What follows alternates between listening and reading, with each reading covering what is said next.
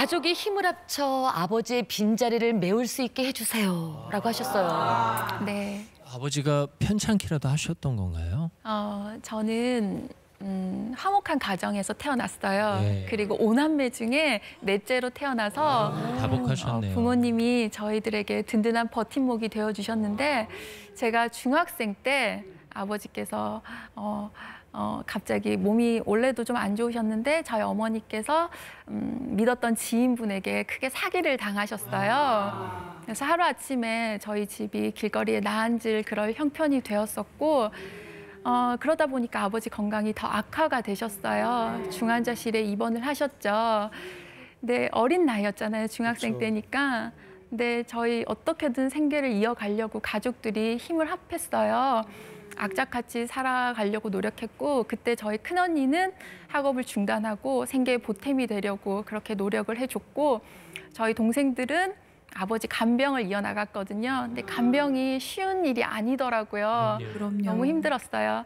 그럼에도 불구하고 아버지께서 건강을 다시 되찾기만을 기도했는데 네, 2년이 지난 뒤에 돌아가셨고요. 네, 그리고 이제 고등학생이 됐어도 형편이 나아지지가 않아서 어떤 때는 저는 이제 급식을 먹었던 세대가 아니에요. 네. 그래서 도시락을 못 싸가서 친구들 눈을 피해 있었던 그런 경험도 있고요.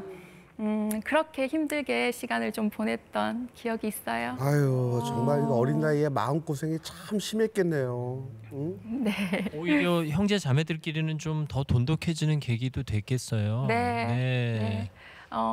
힘들었지만 그래도 저는 제가 가장 많이 고생했다고 생각하지 않거든요. 저희 어머니 그렇게 많으신 나이도 아닌데 5남매를 홀로 책임져야 된다는 거 그거는 절대 쉬운 일이 아니잖아요. 맞아요. 아무나 할 수 있는 일도 아니고 그렇게 저희를 끝까지 포기하지 않고 저희를 위해 희생하셨고 또 언니, 오빠 하고 싶은 일 많았을 텐데 또 생계에 보탬이 되려고 그렇게 노력해줬고 또 제 동생 역시나 제가 사고 나서 다치고 난 이후에 한순간도 제 곁을 떠난 적이 없었어요. 네, 2년이라는 병원 생활을 하는 내내 간이 침대에서 쪽잠을 자가면서도 늘 언니가 최고다, 언니 멋있다, 언니는 할 수 있다라고 응원해주고 용기를 북돋아줬던 그런 가족들이 있었어요. 그래도 정말 이 화목한 가정 안에서 부모님께서 이 5 자제분을 정말 잘 길러주신 듯해요. 그래서 제가 2번째 소망 알려드릴까 합니다. 나에게 닥친 사고가 꿈이게 해주세요. 사실 사고 얘기를 다시 말씀하시기 쉽지 않을 텐데 저희가 그래도 한번 여쭤볼게요. 네. 죄송합니다. 네. 제가 한국에서 대학을 졸업하고 우연한 계기로 중국으로 건너가서 살게 됐어요. 제가 유학을 가게 됐는데 그때 26살이었어요, 나이가.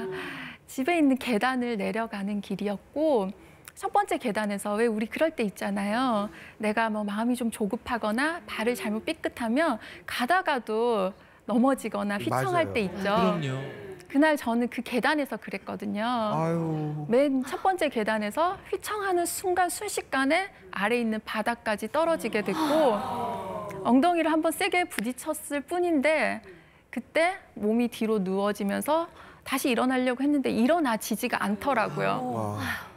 무슨 영문인지를 몰랐죠. 다시 다리를 일으켜 세우려고 제 2 다리를 잡아 당겼는데 제 2 다리가 사라지고 없더라고요. 너무 무서운 마음에 이렇게 다리를 빼꼼히 쳐다봤어요. 봤는데 다리는 그 자리에 그대로 놓여 있는데 떨어지는 순간 제가 척수 신경을 손상을 당해서 감각을 잃어버렸던 거더라고요. 그래서 제 다리가 사라진 줄 알았던 거고 마침 그때 지나가던 경비 아저씨께서 저를 발견하시고 제가 빨리 119에 좀 신고해 주세요라고 한 뒤부터 저는 그때 기억이 끊겼어요. 예, 그렇게 사고가 났고 다시 눈을 떴을 땐 이미 일주일이라는 시간이 흘러있던 상태였죠. 아니 근데 일주일 동안 혼수 상태셨다는 아니 얘기가. 근데 네. 그렇게 계단에서 얼마나 높은 곳이었는지 모르겠지만 그 계단에서 떨어졌다고 해서 마비가 올 정도로 그런 네. 상황이 오나요? 2층에서 1층 별로 높지 않았어요. 네. 평소에도 집이었으니까. 네, 여러분들이 다니시는 그런 평범한 계단이었고 근데 사고라는 게 그렇더라고요. 뭐 뉴스에 이렇게 나오는 그런 대단한 이야기들이 아니라 그냥 우리 주위에서 평소에도 많이 했던 그런 일들로 인해서 많이 사고를 입는다라는 걸 나중에야 저도 알게 됐고요. 우연한 사고가 이런 네. 결과를 낳았군요. 네. 이게 다 중국에서 있었던 그러니까요. 일이죠. 한국에는 그러면은 어떻게 돌아오게 되셨어요? 치료를 제대로 받긴 하셨던 거예요?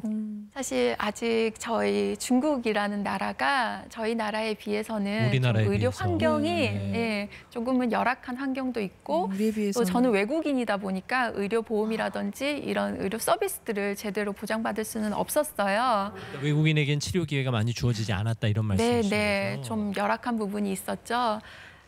처음에 병원에 저는 몰랐는데 나중에 이야기를 듣게 됐어요.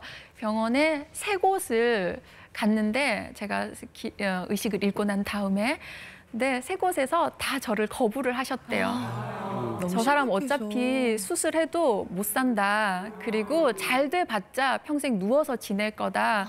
이렇게 거부를 하셨다고 하더라고요. 근데 마침 기적적으로 미국에서 권위 있게 공부를 하셨던 선생님께서 제가 살고 있던 지역으로 오셨고 그때 마침 저와 인연이 닿아서 수술을 받을 수 있게 됐던 거죠. 어이구, 천만다행이네. 네.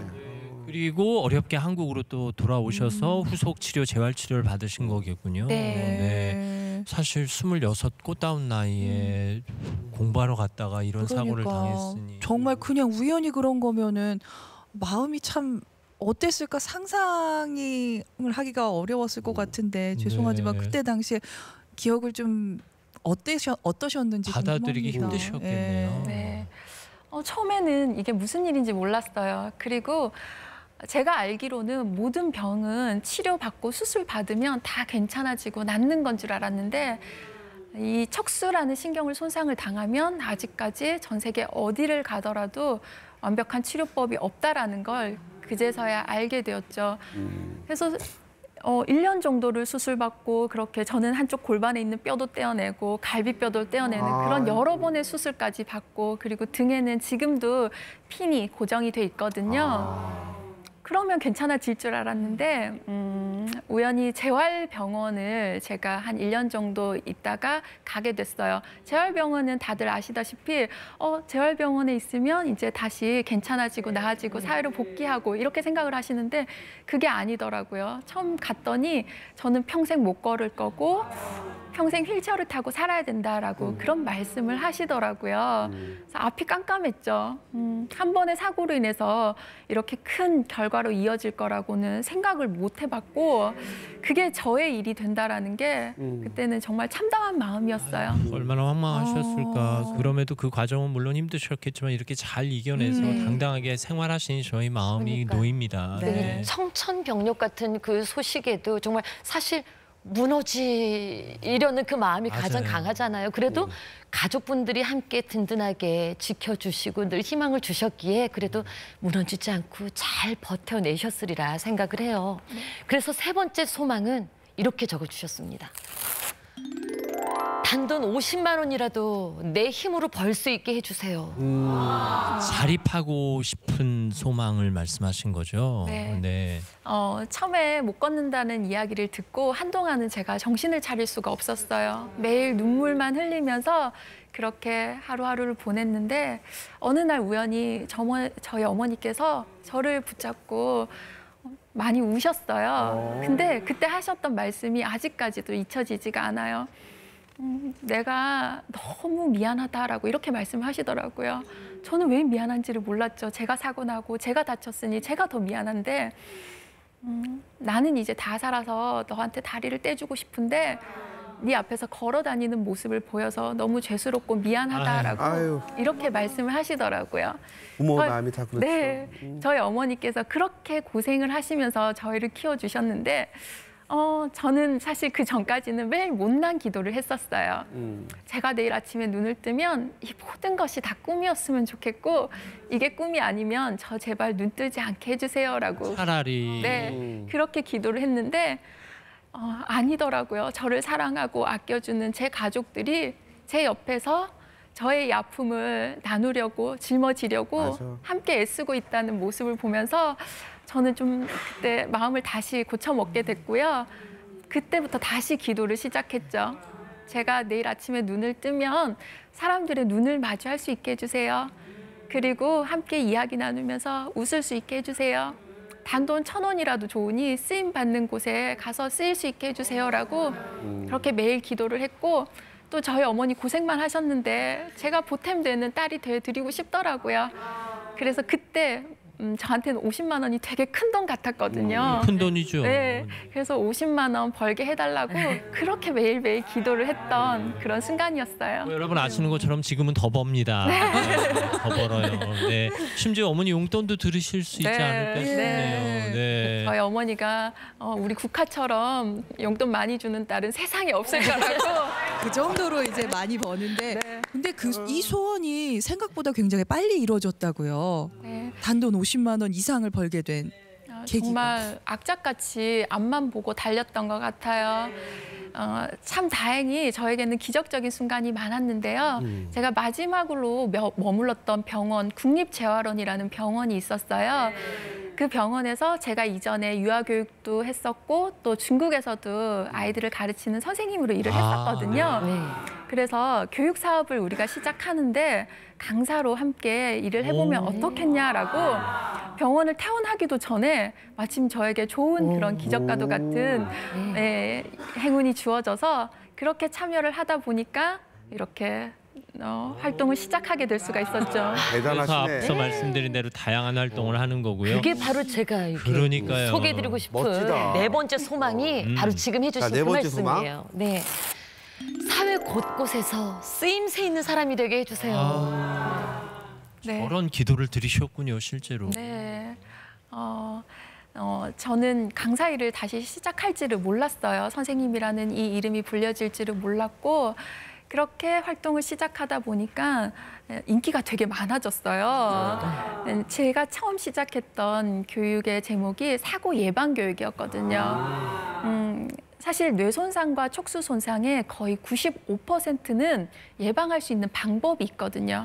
근데 그 방법이라는 게 대단하거나 거창한 게 아니라 우리 일상에서 놓쳤던 부분들, 사소했던 습관들을 고쳐만 줬을 때 충분히 막을 수 있는 건데 그런 얘기들을 선생님이나 또 부모님들이 아이들이나 또 사람들에게 하면 잘 귀담아 안 들으시잖아요.